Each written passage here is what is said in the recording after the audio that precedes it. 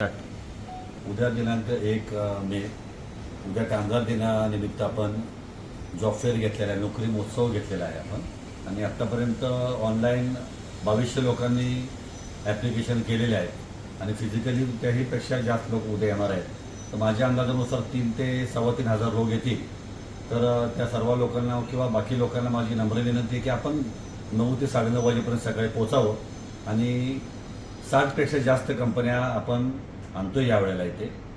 आणि साधारण 30% लोकांना जागेवर नोकरी लागणार आहे आणि ज्या 70% लोकांना जागेवर नोकरी लागणार नाही आहे अशा लोकांसाठी आपण कॉल सेंटर चालू करतोय. त्या लोकांना आपण बाकी कंपन्यांमध्ये ऑपॉर्च्युनिटी देतोय मिळवून आणि पुढच्या 4 महिन्यात त्या लोकांनाही आपण नोकरी मिळवून देणार आहे. आणि प्रत्येक 4 महिन्याला आमचे देव श्रीमंत छत्रपती उदयन महाराज यांच्या आशीर्वादाने प्रत्येक 4 महिन्याला आपण रोजगार मेळावा घेणार आहे. तर उद्या कलावाणी कॉलेजच्या इथे त्याचं सगळं आयोजन केलेलं आहे आपण. आणि प्रमुख उपस्थिती बरेच आपले प्रमुख पाहुणे साताऱ्याचे येणार आहेत.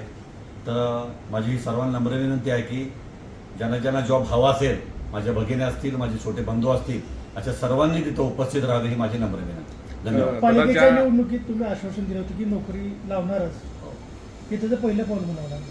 असं पालिकेच्या निवडणुकीला आमचे मयूर उर्फ गुरुदेव कांबळे आणि जयश्री जाधव आमच्या मावशी उभ्या होत्या. ते एक निमित्त झालं. पण मी एक सामाजिक कार्यकर्ता आहे, मला समाजसेवेचं आवड आहे, मी शिवभक्त आहे आणि देशाची सेवा करतो मी. तर मला ही माझी मातृभूमी आहे सातारा जिल्हा. माझ्या ह्या जिल्ह्यासाठी मला करायचं. आणि हे तर जॉब फेअर साधा एक सॅम्पल जस्ट सुद्धा ट्रेलर आहे माझा. पुढच्या 6 महिन्यात मी इंटरनॅशनल जॉब फेअर पण अरेंज करतोय. एकूण कंपन्यांची संख्या किती आहे आता उद्या? 60पेक्षा जास्त कंपन्या आहेत. 64 किंवा 65 कंपन्या येणार आहेत.